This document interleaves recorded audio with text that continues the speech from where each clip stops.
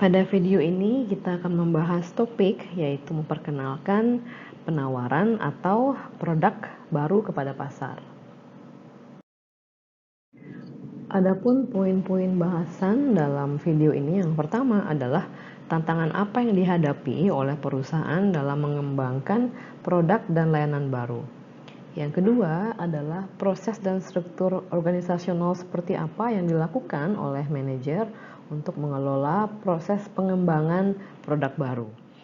Yang ketiga, apa saja tahapan-tahapan utama dalam mengembangkan layanan dan produk baru. Yang keempat, apakah yang menjadi cara terbaik dalam mengelola proses pengembangan produk baru. Dan yang kelima adalah faktor-faktor apa yang mempengaruhi tingkat difusi dan juga tingkat adopsi konsumen terhadap produk dan layanan yang baru saja di-launching. Pengembangan produk baru dapat membentuk masa depan dari suatu perusahaan. Produk-produk yang disempurnakan, seperti contohnya ditambahkan fiturnya atau disempurnakan rasanya, ini dapat meningkatkan atau menjaga penjualan perusahaan tetap stabil. Kemudian produk-produk yang baru pada dunia ini dapat mengubah industri dan mengubah perusahaan dan juga mengubah kehidupan. Contohnya seperti saat diperkenalkan iPod sebagai suatu device untuk mendengarkan musik, kemudian mobil listrik dan sebagainya, ini bisa mengubah industri dan mengubah kehidupan. Kemudian rasio kesuksesan produk yang rendah dari produk-produk baru ini merupakan sebab atau akibat dari banyaknya tantangan-tantangan yang harus dihadapi dalam proses pengembangan produk baru. Poin yang pertama adalah opsi produk baru. Terdapat sejumlah variasi dari tipe produk baru dan berbagai cara untuk menciptakannya. Bahasan yang pertama adalah membuat atau membeli produk baru tersebut. Suatu perusahaan dapat menambah produk baru melalui akuisisi atau mengembangkan sendiri produk baru. Saat mereka memutuskan untuk mengakuisisi, perusahaan dapat membeli perusahaan lain, dapat membeli paten dari perusahaan lain atau lisensi atau franchise dari perusahaan lain. Contohnya adalah raksasa makanan dari Swiss yaitu Nestle. Mereka memperluas eksistensi mereka di Amerika Utara dengan mengakuisisi berbagai macam brand yang berbeda-beda seperti Carnation, Hills Brothers, Stouffer's dan sebagainya. Dengan mengakuisisi perusahaan-perusahaan dan brand-brand ini, mereka dapat menawarkan berbagai produk baru dalam portfolio mereka ke pasar Amerika Utara. Namun perusahaan hanya dapat melakukan sejumlah akuisisi yang terbatas. Pada suatu poin tertentu, mereka perlu untuk melakukan organic growth atau perkembangan organik, yaitu artinya adalah mengembangkan produk baru dari dalam perusahaan dengan menggunakan sumber daya perusahaan sendiri. Dalam mengembangkan produk, perusahaan dapat menciptakan produk baru di laboratorium mereka sendiri atau mereka dapat melakukan kontrak dengan periset independen atau perusahaan-perusahaan pengembang produk baru untuk mengembangkan produk-produk baru yang spesifik atau teknologi-teknologi baru.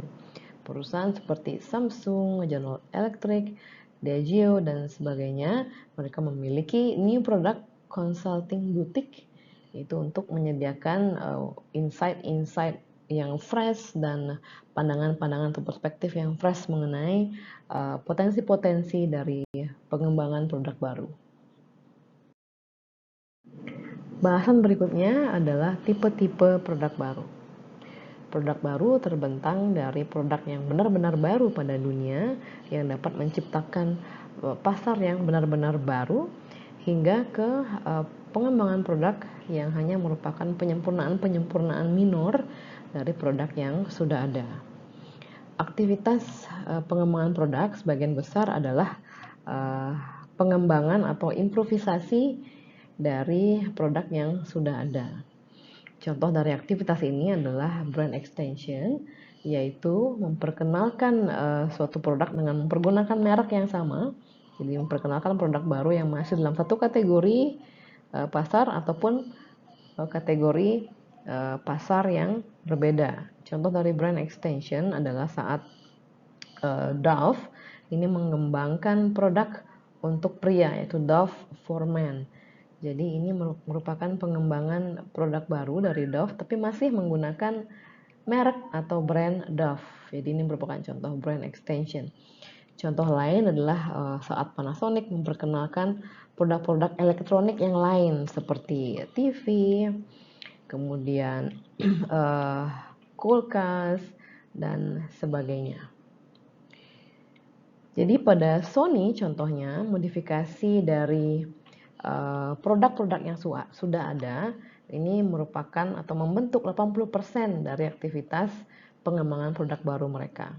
Jadi saat ini benar-benar cukup sulit untuk mengidentifikasi produk-produk blockbuster yang bisa mentransformasi suatu pasar. Artinya produk blockbuster ini adalah produk yang benar-benar baru yang dapat mentransformasikan pasar atau bahkan industri. Hanya kurang dari 10% dari keseluruhan produk baru adalah produk yang memang benar-benar inovatif dan baru pada dunia. Di produk-produk ini mereka membutuhkan biaya yang sangat besar dalam pengembangannya dan juga mereka memunculkan tingkat resiko yang cukup tinggi. Walaupun inovasi yang radikal ini dapat merugikan perusahaan dalam jangka pendek, namun apabila inovasi produk yang radikal ini sukses, mereka dapat menciptakan keunggulan kompetitif yang sustainable dibandingkan dengan produk-produk yang biasa-biasa saja dan juga dapat menghasilkan hasil secara finansial yang cukup signifikan. Terdapat sejumlah teknik yang dapat diandalkan dalam mengestimasi permintaan untuk inovasi-inovasi yang radikal. Contohnya adalah teknik focus group dapat memberikan perspektif pada keinginan dan kebutuhan konsumen. Namun pemasar juga mungkin membutuhkan pendekatan penyelidikan yang berbasis observasi dan juga feedback dari pengguna-pengguna awal mengenai bagaimana pengalaman mereka mempergunakan produk dan juga cara-cara lain seperti dengan online chat untuk mendapatkan feedback atau dengan mengamati blog-blog yang berfokus pada produk. Terdapat sejumlah tantangan dalam hal launching produk baru, yaitu yang pertama adalah tingginya ketidakpastian dalam hal teknologi, tingginya ketidakpastian dalam hal penerimaan pasar, kompetisi yang sangat ketat di industri, kemudian tingginya biaya investasi pengembangan produk, kemudian siklus hidup produk yang pendek. Artinya saat ini siklus hidup produk sudah menjadi semakin pendek, artinya dari perkenalan produk ke pasar hingga ke tahap decline atau tahap penurunan permintaan produk tersebut, durasi waktunya itu sangat pendek. Sehingga dari awal perkenalan sampai dengan produk tidak populer lagi, ini jangka waktunya cukup pendek sehingga ekspektasi dari return secara finansial ini juga cukup rendah jika dibandingkan dengan beberapa dekade yang lalu. Ini diakibatkan oleh semakin tingginya adopsi teknologi oleh konsumen. Kemudian tantangan berikutnya adalah sumber-sumber pendanaan untuk proyek-proyek yang tergolong beresiko ini sangat sulit untuk dicari. Kita masuk ke poin berikutnya, yaitu tantangan dalam pengembangan produk baru. Yang pertama adalah innovation imperative atau pentingnya inovasi. Dalam ekonomi yang dikarakteristikkan oleh perubahan yang cukup cepat, inovasi berkelanjutan merupakan hal yang penting. Di perusahaan-perusahaan yang sangat inovatif, mereka mampu untuk mengidentifikasi dan secara cepat menangkap peluang pasar. Perusahaan-perusahaan yang gagal untuk mengembangkan produk baru akan membuat produk-produk mereka saat ini rentan terhadap perubahan dari kebutuhan konsumen dan juga taste konsumen yang berubah seiring dengan perkembangan zaman dan juga sangat rentan terhadap teknologi baru, kemudian siklus hidup produk yang semakin pendek, kemudian juga rentan terhadap kompetisi yang semakin meningkat, baik kompetisi secara domestik ataupun kompetisi dengan perusahaan-perusahaan asing yang masuk ke pasar nasional ataupun kompetisi dengan perusahaan asing di pasar global. Contohnya adalah Kodak yang merupakan leader atau pemimpin pasar dalam pasar film tradisional yang saat ini sudah mulai memudar jumlah peminat dan pasarnya. Kodak bekerja sangat keras untuk mengembangkan bisnis model yang baru dan juga proses pengembangan produk baru dalam industri digital fotografi. Jadi tujuan baru dari Kodak adalah untuk melakukan hal yang sama dengan apa yang dilakukan oleh Apple dalam industri musik. Jadi Kodak ini membantu konsumen untuk mengorganize dan mengelola personal libraries mereka untuk menyimpan foto-foto dari konsumen. Poin berikutnya adalah kesuksesan produk baru. Sebagian besar perusahaan-perusahaan yang sudah established, mereka fokus pada inovasi-inovasi tambahan. Jadi memasuki pasar baru dengan mengutak-atik produk mereka untuk konsumen yang baru, mempergunakan variasi-variasi pada produk inti yang mereka miliki untuk tetap berada satu langkah di depan pada industri. Dan mereka berusaha menciptakan solusi-solusi sementara untuk permasalahan-permasalahan pada industri. Contohnya adalah saat Scott Pepper, saat mereka tidak bisa berkompetisi dengan Fort Howard Paper Co. untuk dalam hal harga untuk pasar tisu toilet bagi perusahaan. Jadi ini merupakan pasar B2B, business to business.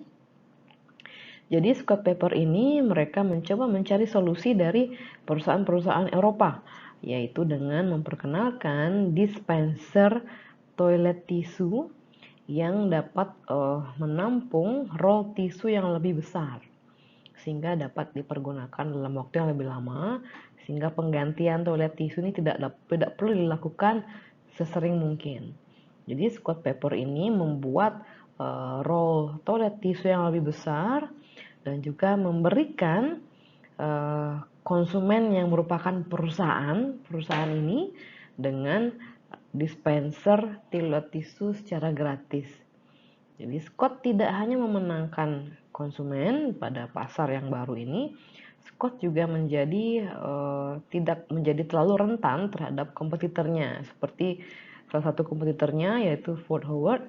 Jadi Fort Howard ini bisa menurunkan harga, namun Fort Howard tidak menawarkan roll tisu yang lebih besar dan juga tidak menawarkan dispenser yang dibuat secara tailor-made terhadap perusahaan-perusahaan yang menjadi konsumennya. Ditemukan juga bahwa produk yang didesain semata-mata ditujukan untuk pasar domestik menunjukkan rasio kegagalan yang cukup tinggi, juga menunjukkan market share yang rendah dan juga tingkat pertumbuhan yang rendah. Kemudian produk yang didesain untuk pasar dunia atau setidaknya didesain untuk mengakomodir juga pasar negara tetangga, produk-produk ini dapat mencapai profit yang secara signifikan lebih tinggi di pasar domestik mereka dan juga di pasar internasional. Jadi implikasinya adalah perusahaan perlu untuk mempertimbangkan untuk mengadopsi perspektif internasional dalam merancang dan mengembangkan produk baru. Walaupun produk tersebut hanya akan dijual di pasar domestik saja. Tingkat kegagalan produk baru diestimasikan setinggi 50% atau bahkan 95%. Jadi produk-produk baru ini gagal diterima di pasar karena beberapa alasan. Yang pertama adalah tidak melakukan riset pasar atau melakukan riset pasar tapi salah menginterpretasikan hasil riset. Berikutnya adalah mengoverestimasi dari ukuran pasar. Artinya ukuran pasar ini di overestimate atau tidak mengetahui ukuran pasar secara akurat.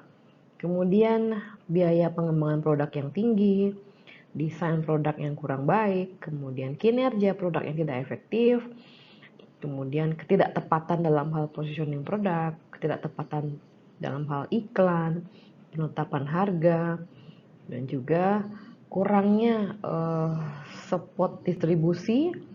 Kemudian faktor lain adalah kompetitor yang juga menyerang dengan cukup keras, dan yang terakhir adalah tingkat return on investment yang rendah. Terdapat sejumlah tantangan dalam pengembangan produk baru. Yang pertama adalah kekurangan ide-ide penting. Contohnya adalah mungkin terdapat hanya sedikit cara yang dapat dilakukan untuk meningkatkan produk-produk basic seperti baja misalnya. Jadi ada sedikit sekali cara untuk melakukan diferensiasi atau improvisasi pada produk baja ataupun produk deterjen misalnya. Kemudian yang kedua adalah pasar yang sudah terfragmentasi. Jadi pasar ini akan terfragmentasi seiring dengan waktu. Jadi saat awal perkenalan suatu produk, katakanlah awal perkenalan produk smartphone misalnya, smartphone jenis apapun akan diterima, jadi ukuran pasar cenderung sangat besar. Kemudian lama-kelamaan akan terfragmentasi ke menyesuaikan dengan keinginan dan kebutuhan konsumen. Contohnya ada konsumen yang menginginkan smartphone khusus untuk selfie, kemudian konsumen yang khusus untuk gaming, konsumen untuk bisnis dan sebagainya. Jadi semakin lama pasar akan semakin terpecah-pecah sesuai dengan kebutuhan dan keinginan konsumen yang semakin berkembang di pasar satu produk tertentu. Jadi company atau perusahaan dalam hal ini mereka perlu memfokuskan produk baru mereka pada ukuran pasar yang kecil. Sehingga ini artinya penjualan juga lebih kecil dan juga profit akan juga semakin kecil untuk setiap kategori produk pada setiap kategori pasar. Berikutnya adalah hambatan-hambatan sosial, ekonomi, dan hambatan dalam hal birokrasi atau peraturan kepemerintahan. Produk baru ini perlu untuk memuaskan beberapa standar yang ditetapkan oleh pemerintah, seperti standar keamanan, standar lingkungan.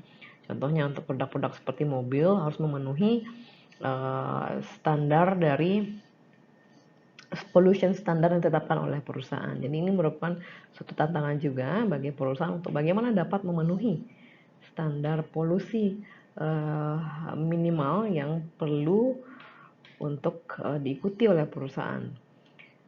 Kemudian berikutnya adalah biaya pengembangan. Di perusahaan typically mereka harus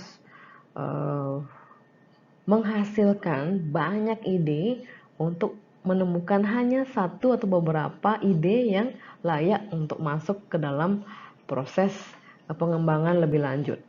Sehingga ini artinya adalah biaya R&D yang tinggi, biaya manufacturing, dan biaya pemasaran yang cukup tinggi juga.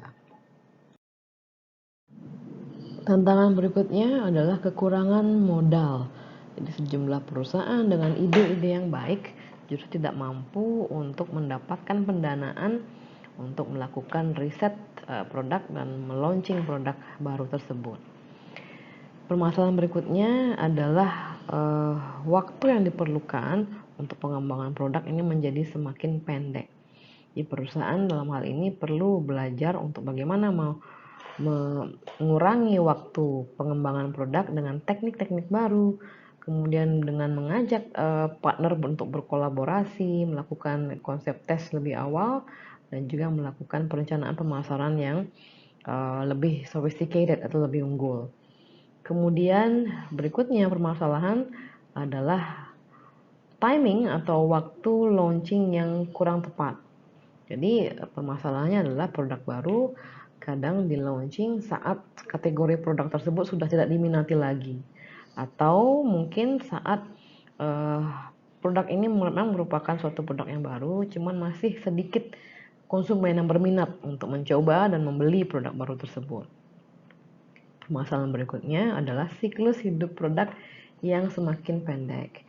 Ini diakibatkan oleh disebabkan oleh kompetitor yang semakin cepat untuk mengcopy produk-produk baru dari suatu perusahaan. Contohnya Sony, mereka umumnya dulu biasanya dapat menikmati 3 tahun lead untuk produk-produk baru mereka.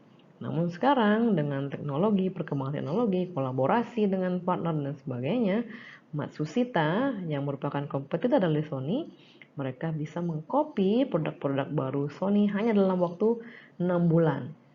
Ini membuat Sony dalam waktu 6 bulan masih belum dapat memperoleh pengembalian atas investasi yang cukup besar dalam pengembangan produk mereka. Kemudian permasalahan berikutnya adalah dukungan organisasional. Jadi produk baru mungkin tidak sesuai dengan budaya perusahaan, atau mungkin mereka produk baru ini hanya menerima support finansial yang lebih rendah daripada apa yang dibutuhkan untuk sukses.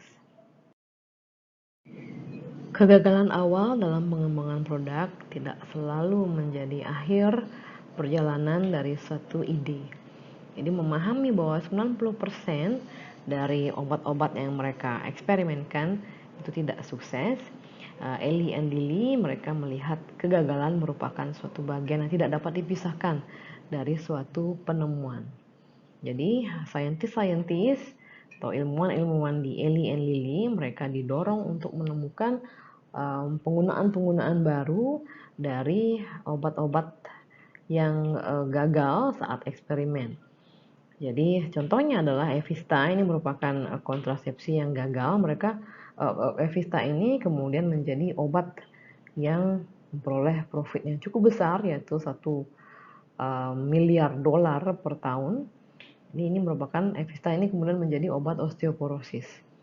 Contoh lain adalah Strattera, yaitu obat ini tidak sukses sebagai antidepresan, namun menjadi top seller untuk mengobati penyakit hyperactivity atau attention deficit disorder. Kemudian salah satu obat mereka yang cukup menjanjikan di dalam penyakit kardiovaskular yang sedang dalam tahap pengembangan, ini dimulai sebagai suatu proyek obat asma. Poin bahasan berikutnya adalah organizational arrangement atau dukungan organisasional. Yang pertama adalah budgeting untuk pengembangan produk baru. Hasil dari research dan development ini seringkali sangat tidak pasti, sehingga sulit untuk mempergunakan kriteria investasi normal saat melakukan budgeting untuk pengembangan produk baru. Sejumlah perusahaan mereka secara sederhana membiayai sebanyak apapun proyek yang mungkin mereka biayai, berharap untuk dapat menghasilkan atau mendapatkan beberapa produk baru yang berhasil di pasaran. Perusahaan lain mereka menerapkan cara konvensional, yaitu dengan mengambil sekian persen dari penjualan, dan dana tersebut kemudian digunakan untuk memfinance atau membiayai proyek-proyek pengembangan produk baru. Cara lain adalah dengan mengeluarkan dana sama seperti sejumlah yang dikeluarkan oleh kompetitor. Kemudian di yang lain juga, perusahaan lain mereka menentukan berapa jumlah produk baru yang mereka perlukan, dan kemudian mereka menghitung secara mundur ke belakang untuk mengestimasikan berapa investasi yang dibutuhkan. Poin berikutnya adalah mengelola pengembangan produk baru. Perusahaan menghandle aspek organisasional dari pengembangan produk baru ini dalam beberapa cara. Beberapa perusahaan mereka memiliki sejumlah sekumpulan high level manager yang bertanggung jawab untuk mereview dan mengapprove proposal-proposal produk baru.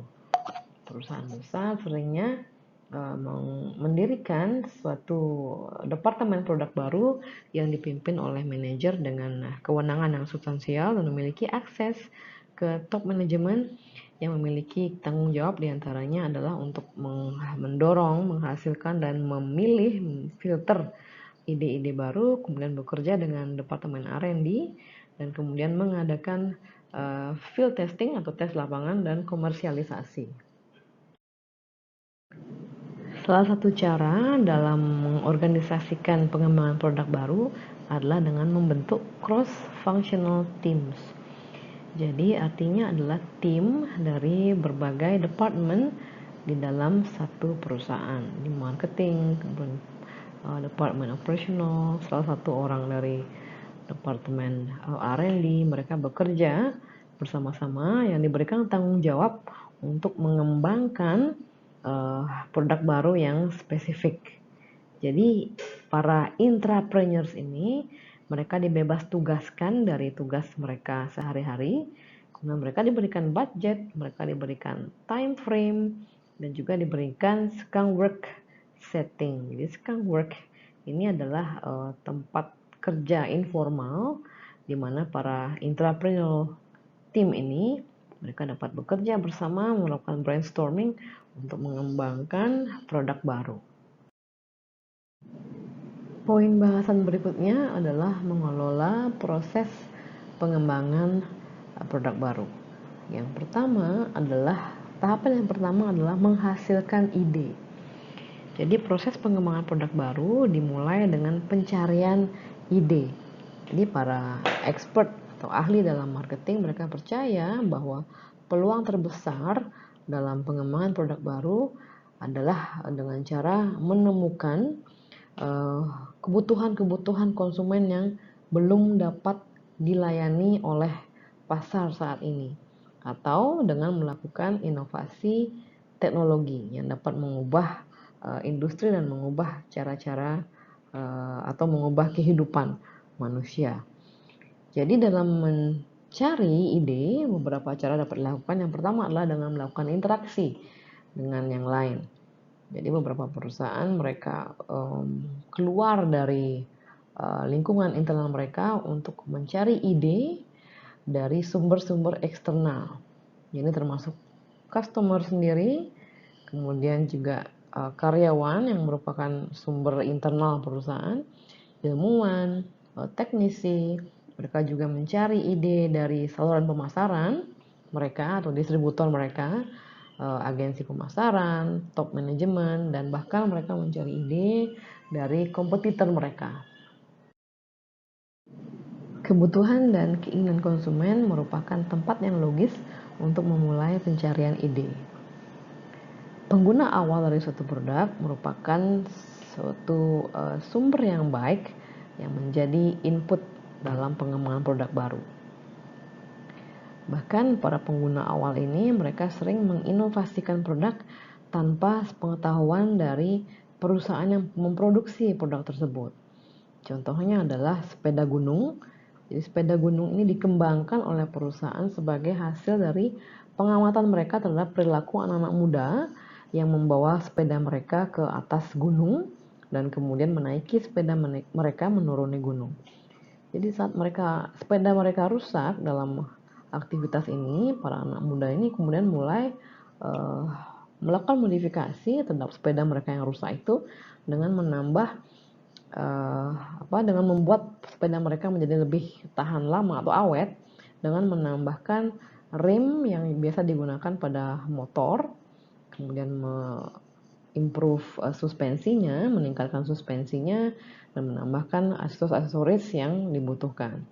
Jadi pengguna awal inilah yang mengembangkan inovasi dan bukan perusahaan. Jadi perusahaan ini mengamati perilaku pengguna awal, kemudian mengadopsi modifikasi mereka menjadi suatu bentuk produk baru yang dapat dijual oleh perusahaan. Kemudian ide juga dapat diperoleh dari berinteraksi dengan karyawan. Jadi karyawan ini dapat menjadi sumber dari ide-ide baru untuk meningkatkan produksi, menyempurnakan produk, menyempurnakan produksi, dan menyempurnakan layanan. Toyota mereka mengklaim bahwa karyawan mereka mengumpulkan 2 juta ide setiap tahunnya. Jadi Toyota memberikan kompensasi secara moneter yaitu dalam bentuk uang atau yang non material seperti memberikan libur, kemudian penghargaan sebagai rekognisi kepada karyawan-karyawan yang mengirimkan ide-ide terbaik. Jadi ide-ide produk baru ini juga dapat datang dari para penemu, kemudian pengacara paten, datang dari universitas, laboratorium komersil, konsultan industri, agensi iklan, kemudian perusahaan riset pemasaran, dan juga publikasi-publikasi industrial.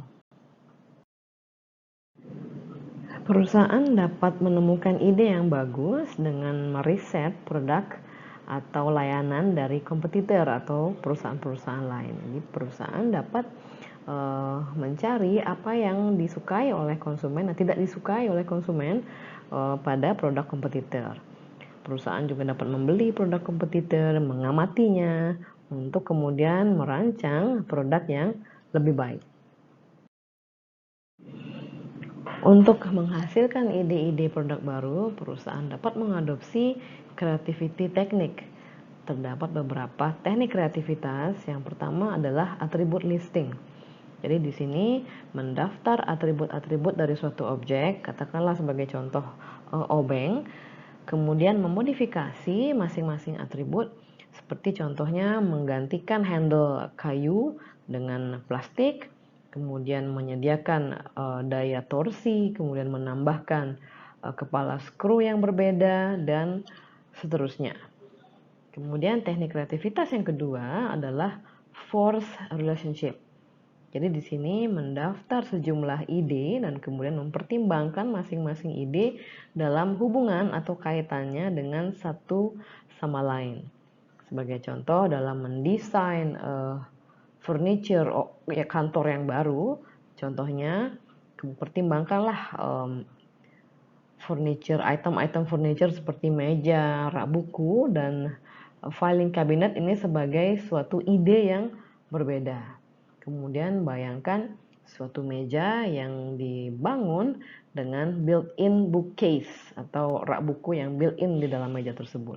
Atau bayangkan suatu meja dengan built-in filing cabinet. Atau rak buku dengan built-in filing cabinet, dan seterusnya sesuai dengan kombinasi relationship tersebut. Teknik berikutnya adalah analisis morfologi.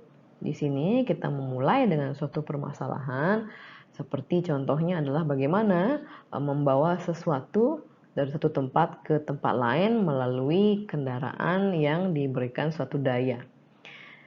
Sekarang pikirkanlah berbagai dimensi-dimensi di dalam permasalahan ini. Seperti yang pertama adalah tipe platform apa yang akan digunakan. Apakah kereta, kursi, sling, atau bahkan tempat tidur. Kemudian pikirkanlah dimensi mediumnya. Apakah melalui udara, air, minyak, atau rel. Dan kemudian pikirkanlah dimensi sumber dayanya.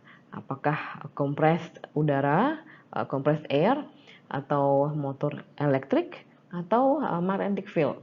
Jadi dengan melisting seluruh kombinasi yang mungkin, jadi kita dapat menghasilkan banyak solusi-solusi baru. Teknik kreativitas berikutnya adalah reverse assumption analysis.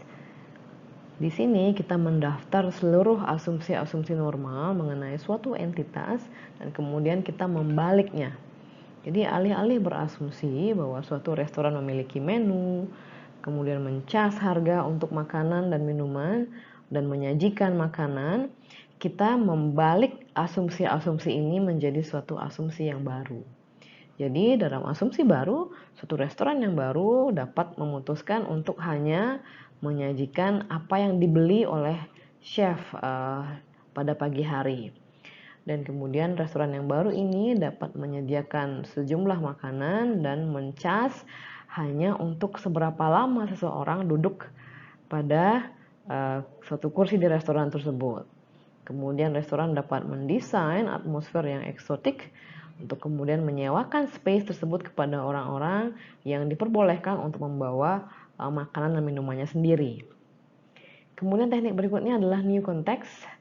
Sebagai contoh, alih-alih mengirim tamu hotel ke front desk untuk melakukan check-in, jadi hotel yang baru dapat menyapa tamu-tamu hotel ini dalam suatu titik yang cukup nyaman dan kemudian menggunakan mengarahkan mereka untuk menggunakan wireless device untuk membantu mereka melakukan check-in. Seringnya ide produk baru muncul dari pemasaran lateral yang mengkombinasikan dua konsep produk atau dua ide produk untuk menciptakan suatu produk atau tawaran yang baru. Berikut ini adalah contoh-contoh yang sudah terjadi dan cukup sukses. Pertama adalah gas station store, yaitu menggabungkan gas station dengan penjualan makanan. Berikutnya adalah cereal bar yang sering kita jumpai di berbagai supermarket. Jadi ini merupakan kombinasi dari produk sereal dan juga produk snack. Jadi serealnya juga dapat dinikmati saat waktu snack. Kemudian Kinder Surprise. Jadi mungkin familiar dengan merek Kinder Joy. Jadi ini menggabungkan antara permen, manisan atau coklat dengan mainan yang dipasangkan pada kemasannya. Kemudian ide berikutnya adalah Sony Walkman. Jadi ini menggabungkan antara mendengarkan audio dengan portability dari device-nya, sehingga pengguna dapat mendengarkan audio atau musik dengan device yang dapat dibawa kemana-mana. Subtopik berikutnya adalah mempergunakan idea screening. Dalam melakukan screening ide, perusahaan perlu menghindari drop error. Jadi drop error ini muncul saat perusahaan menolak suatu ide yang bagus. Jadi ini terjadi diakibatkan oleh saking mudahnya kita untuk menemukan kesalahan pada ide-ide orang lain.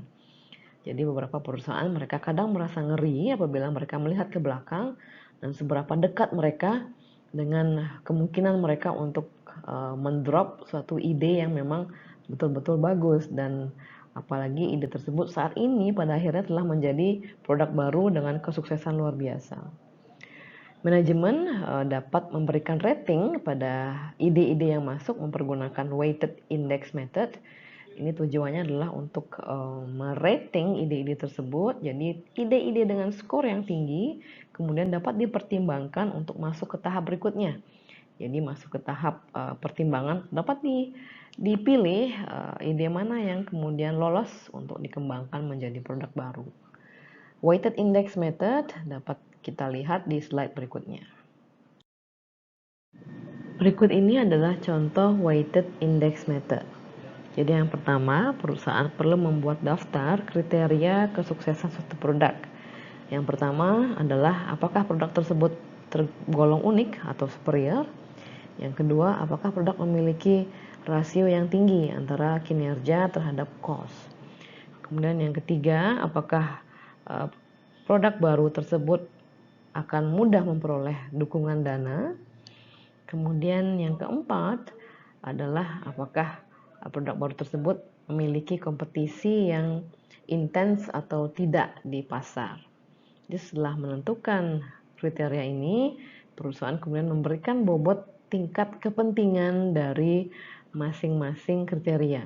Jadi di sini dianggap produk yang superior atau yang unik ini memiliki tingkat kepentingan yang paling tinggi sehingga diberikan bobot tertinggi yaitu 0,4 sampai dengan 0,1 menjadi kriteria dengan tingkat kepentingan yang paling rendah yaitu kompetisi. Jadi perusahaan di sini menilai bahwa kompetisi bukanlah merupakan suatu kriteria yang penting, namun yang paling penting adalah produk yang unik atau superior. Kemudian perusahaan memberikan skor pada masing-masing kriteria.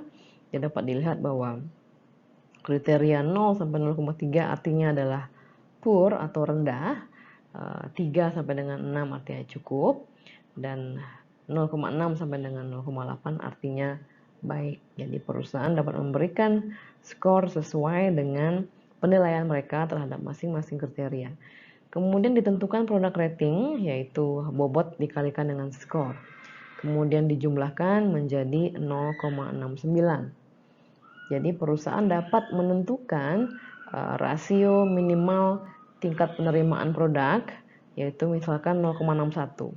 Jadi dengan nilai 0,69 artinya ide produk ini sudah dapat diteruskan ke tahap berikutnya. Jadi dengan cara ini perusahaan dapat menyeleksi ide-ide dengan lebih efektif dan efisien.